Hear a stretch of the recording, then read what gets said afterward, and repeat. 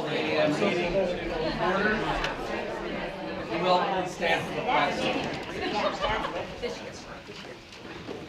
Pledge allegiance to the flag of the United States of America and to the republic for which it stands, one nation, under God, indivisible, with liberty and justice for all.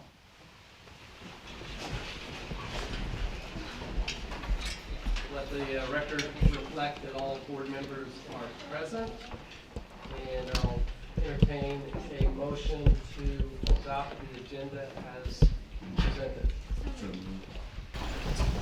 Dr. McNeil? Yes. Ms. McAdams? Yes. Ms. Roman? Yes. Mr. Reyes? Yes. Chair votes yes as well. Consent agenda. All of the following items, those items of a routine nature normally approved at board meetings, will be approved by one vote unless any board member desires to have a separate vote on any or all of these items. The consent agenda consists of a discussion, consideration, and action on the following items. Those items being part A through Y. Move for approval. Second. Mr. Reyes? Yes. Ms. Romer? Yes. Ms. McAdams? Yes. Dr. McNeil? Yes. Chair votes yes. Information reports, USPA report. UCPA report. Ms. Gunn.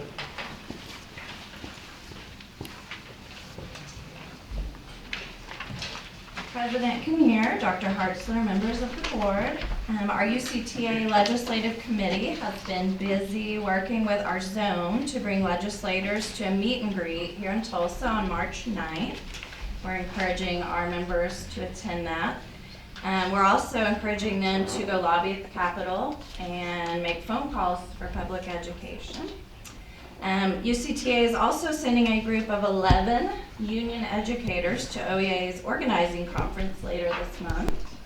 And we hope everybody gets out to vote tomorrow. Very good. Hearings and correspondence, any communications? Anyone signed up to speak regarding the agenda? That'd be good. Move on to the business agenda. Under instruction, consider and take action on the revised proposed 2023-2024 school calendar. Dr. Hartzler. Thank you, President Kinnear, board members. As you recall, last month I asked for a first reading of a proposed school calendar and then to allow our parents and staff to weigh in on the calendar to see if it's something that they would like. And I did get a little bit of feedback, not a great deal, but I will let you know that in working with our union, they had noticed something that in February of the original proposed calendar for first reading, we did not have President's Day off as we normally had in years past. And so we took that under advisement and looked at our days to make sure that we had enough instructional days. And so I present to you a revised proposed school calendar that I would like for you to consider this evening for adoption so that we don't have to extend this in another month, as I know a lot of our parents are probably making plans for vacation, even based on last year's calendar. But two of the changes that we're proposing are, again, on February the 19th, we would like to have that off for President's Day, just as this year's calendar reflects. And then the other day that we asked for being off is something new. I don't recall us doing this before, but Teaching and Learning made this recommendation, and that is that the Friday, March the 15th of 2024, that would be the Friday before spring break, we would have off. By doing that, it also allows our calendar to end the school year on Tuesday, May 24th, which is certainly always better than trying to end it on a Monday.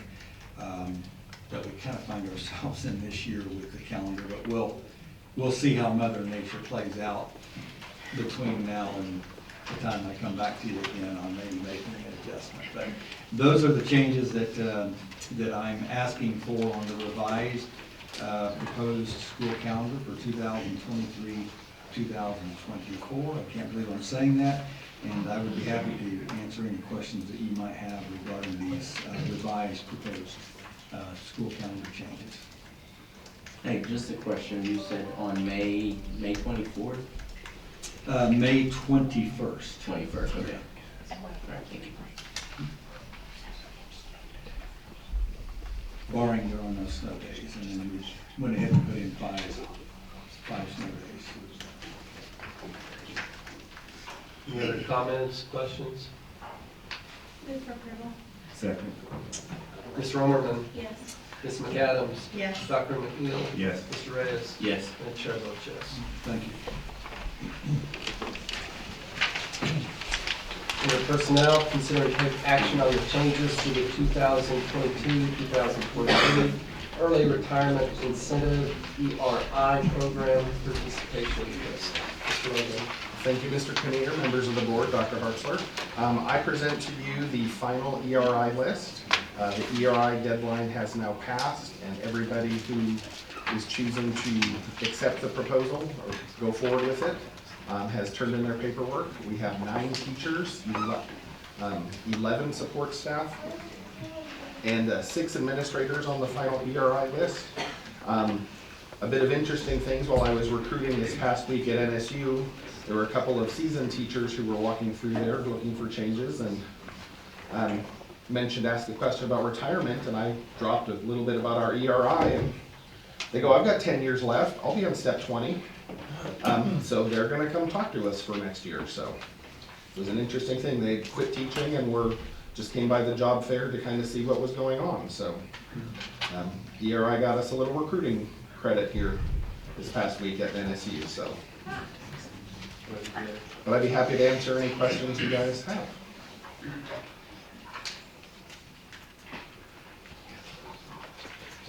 I'll entertain a motion to approve. Move for approval. Second. Ms. McAdams. Yes. Mr. Reyes. Yes. Ms. Romerman. Yes. Dr. McNeil. Yes. Chair votes yes. Under school operations, consider and take action to award commodity process bids for the 2023-2024 fiscal year. Ms. Griffin. Thank you. Good evening, President Kinnear, board members, and Dr. Hartzler. It's that time where we have to award commodity bids for the next year, and there was some big changes we saw. We got decreased funding for the raw products that we're bringing in, about $200,000 less than last year, and that's due to the COVID funding. And also because of the buying power, as everyone knows, food prices have gone up, and so our buying power is going to be less as well. That will impact us as far as food. But we do have 11 vendors that we are going to suggest to award the processing, and it'll be a little over $1 million total aggregate for that processing. We did not put any pork in the processing. Eggs we did not get any eggs this year. We're not going to get any next year because of the avian flu. And they have almost tripled in cost as far as what we would have to buy. So we're looking at purchase. We actually have some egg pounds this year that we're going to try to process and have for next year. We're very fortunate that we do have the warehouse freezers because our practice has been to any extra pounds we have left at the end of the year, which we usually plan for, we process in May and June, and then we'll have enough for about 4 to 5 months of school and starting the next year. And that's the same this year. We'll just have to see what happens with the $200,000 less of commodity processing that we are getting from DHS. Any questions on that? So I'd like, if you could, to consider approving the RQs for commodity processing as well as the awards. Move for approval. Second. Mr. Reyes. Yes. Dr. McNeil. Yes. Ms. McAdams. Yes. Ms. Romerman. Yes. Chair votes yes. Presentation of Internet Protocol in compliance with the Child Internet Protection Act, CIPA, and consider and take action to authorize the superintendent or designee to sign any subsequent E-rate documents with the exception of any contract with final obligations. Mr. Borland. Yes, good evening. It's the annual report that we have to do. Just inform you that we are meeting all SIPA compliance. We are filtering internet for all students at home as well as in the district. And more importantly, we're requesting permission to sign any other E-rate document. There's 20 or 30 additional documents that always come up that we have to sign. They're not contract, they're not pricing. It's just saying that we've received equipment or that we're processing this RQ or whatever it is. It's not any type of purchase. It's just more of a acknowledgement to the federal government that we're abiding by their rules.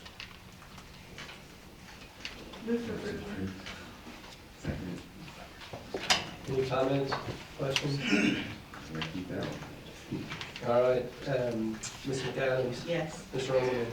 Dr. McNeil? Yes. Mr. Reyes? Yes. Chair votes yes. Thank you. Consider and take action on the master agreement with, is that Salas? Yes. Salas O'Brien for multiple engineering consultation services for multiple mechanical projects with the total design fees not to exceed $200,000 from bond funds. Mr. Isaacs. Yes, thank you. Dr. Hartzler, President Kinnear, members of the board, good evening. Dr. Robinson, Mr. Bushyhead, and myself held a selection committee several months ago for mechanical engineering services, much like what we did for the architectural engineering services that we want for the next bond period. And we selected these three firms. We felt like these three firms on here were the best qualified for what we need to do in the next 3 or 4 years. Right now, there's no actual deliverable associated with these agreements. They're just master agreements. So what'll happen with your approval tonight, there's scopes that I have. They're small projects usually. For instance, a fire water line that we need to replace at the high school. I'm going to need professional help with designing it and making construction documents. Some of the air conditioning systems that are going to be aging out, we're going to have help with. So that's what these guys will help us with over the next several years. And would be a dollar amount on there will be the aggregate amount that we won't exceed. So if I have 5 deliverables, if I have 5 POs or RQs on there, I don't think we'll ever get to 200,000 for an aggregate total on it. But this helps us. We're trying to be more efficient so that you don't see agreements all the time from mechanical engineers for small jobs. So that's kind of what these are for. You guys have any questions? So is this akin to like kind of having them on a retainer, if you will? Like until we meet an amount? Yes, it is. Okay. Kind of like that, yes. So we'll develop a scope of work, create an RQ through our purchasing system, and then they'll have a purchase order that's delivered for that specific item, say the fire water line design. And then so this just allows us to have an agreement in place for that and something else that may come up. We break things, or things break on us, and as you know, so we're kind of trying to get ahead of the game here. So we're going to have 3 of these, each one up to 200,000. And so is this saying that anything, if you actually had to spend that money, would it still come to us as a board item, or are we authorizing that if we approve this, then anything up to 200 for the first one, anything up to 200 for the second one, anything up to 200? Are we approving 600,000, or are we approving 200,000 that might be spread out over these 3? It would be approving 200,000 that might be spread out, but I can't, in our purchasing order system, I can't put anything out with a purchase order greater than 100,000. So if something came up that was more than 100,000, I'd have to come back to you for approval on that item. Okay, so we're looking at a total of 200,000, but if any individual, All 3 of them were up to 200,000. So when you ask the question, would there be an amount up to 600,000? There could be. okay, That number was selected basically because we felt like there may be one of the 3 that would end up getting closer to that. right, We don't anticipate all 3 of them getting to that point. We did go through a selection process which is really the main point of this, so that we have them, so that if we have a small unit, now we don't have to go through 3 weeks of the selection process to get them to throw the drawings together for us. So And I very much agree with the process here, I'm just trying to make sure I understand. So up to 600,000 among 3 vendors, but if you actually had to spend the money, anything greater than 100,000 would come back to us anyway. Right, okay. As a separate, as a yeah, for approval. Yes. I don't Makes really sense. anticipate, I'm sorry.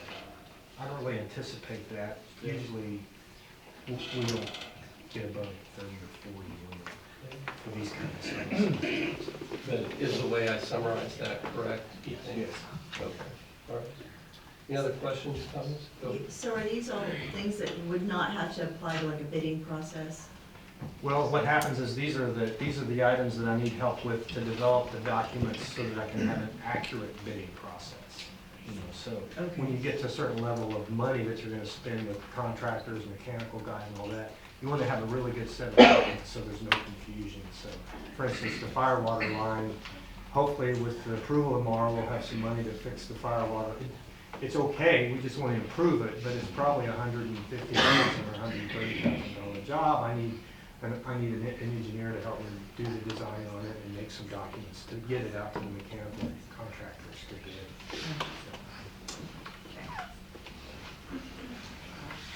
Any other discussion? Move for approval. Second. Dr. McNeil? Yes. Mr. Reyes? Yes. Ms. McAdams? Yes. Mr. Underwood? Yes. Chair votes yes. Consider and take action on the master agreement with Phillips plus Gomez for multiple engineering consultation services for multiple mechanical projects with total design fees not to exceed $200,000 from bond funds.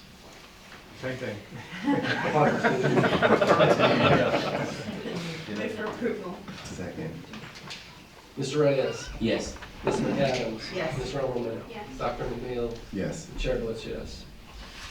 And consider and take action on the master agreement with Henderson Engineers for multiple engineering consultation services for multiple mechanical projects with the total design fees not to exceed $200,000 from bond funds.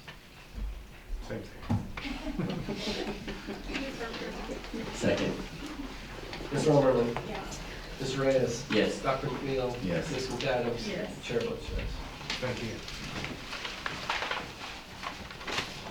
All right. Any new business?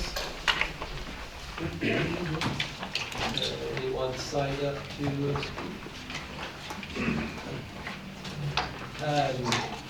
I would like to take the opportunity to mention 2 things. First of all, I appreciate getting one of these stickers and reminding everyone that tomorrow is an important election day.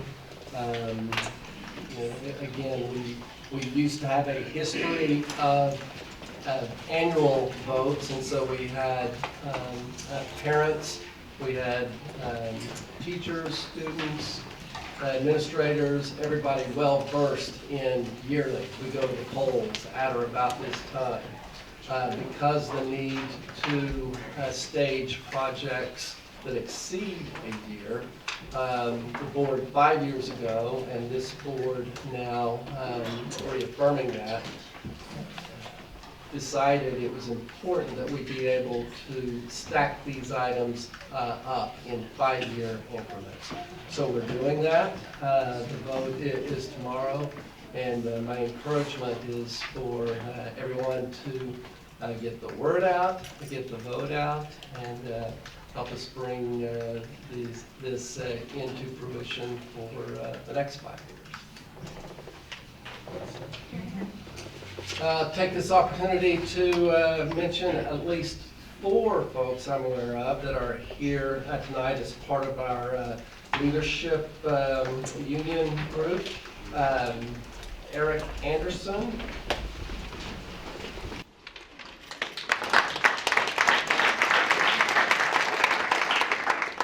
Sydney Webb.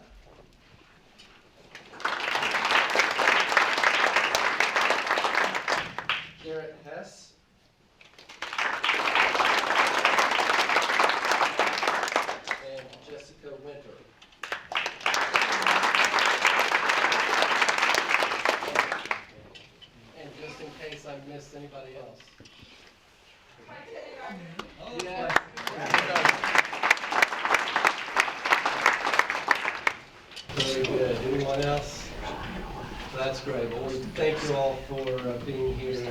work that you do.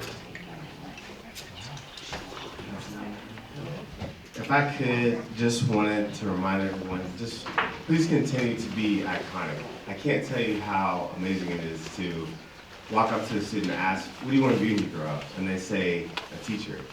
And to, in this environment, to be able to think about, like, wow, it's not necessarily a specific lesson or something that has happened.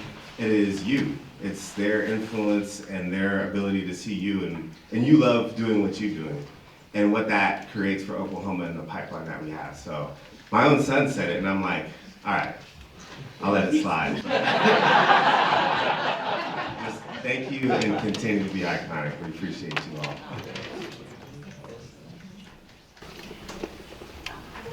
So I did have something. We spent a great day at the Capitol today where our very own Rebecca Peterson was recognized by the House of Representatives as well as in the Senate. And I'm very proud of her, but it was certainly not only a great day for Rebecca Peterson, but it was a great day for Union Public Schools to be represented, but also, as we know, the state of Oklahoma. So we wish her the best. She's now entering in, if you will, to the final round, or the final phases, or the final interviews of this process. I know she would appreciate all of your thoughts and positive vibes going her way in this. We've never had, as you all know, a Teacher of the Year finalist in terms of being in the top 5, and so we wish her nothing but the best, and regardless, we're going to be very proud of her regardless of the outcome. But she's going to win it anyway. Claiming that one for sure. Just to reiterate, as Mr. Kinnear said, appreciate all the work that has gone into this campaign. I really feel like that we have put a lot of energy and a lot of time and a lot of work into this campaign. You all know how vitally important our bond issues are for any school in the state of Oklahoma, and this one certainly, anytime you ask for a 5-year series bond, it truly is very important. If people ask, remind them that it's more or less just protecting our general fund so that we can continue to have those amazing and those dynamic programs that we have come to expect in the district. You know what they are, and if we didn't have these bond issues, we certainly would not be able to continue with these dynamic programs, because we would not have the discretionary funds within our general fund to have them. So again, thank you, Communications, Chris Payne, your staff, Hannah, Chris, the other Chris, I call him Chris too, for everything that you're doing and have done. Amazing videos, and to all of our sites, let's end this thing on a very positive, and hopefully we'll have a victory tomorrow night at 7 o'clock. So thank you all. Very good. Anyone else? I just want to say congratulations to Erica and me on a great. It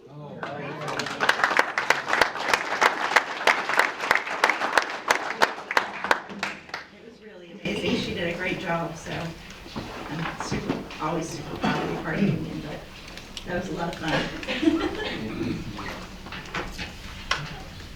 All right, I will entertain a motion to adjourn. So moved. Second? All in favor, say aye. Aye. Any nays? We are adjourned.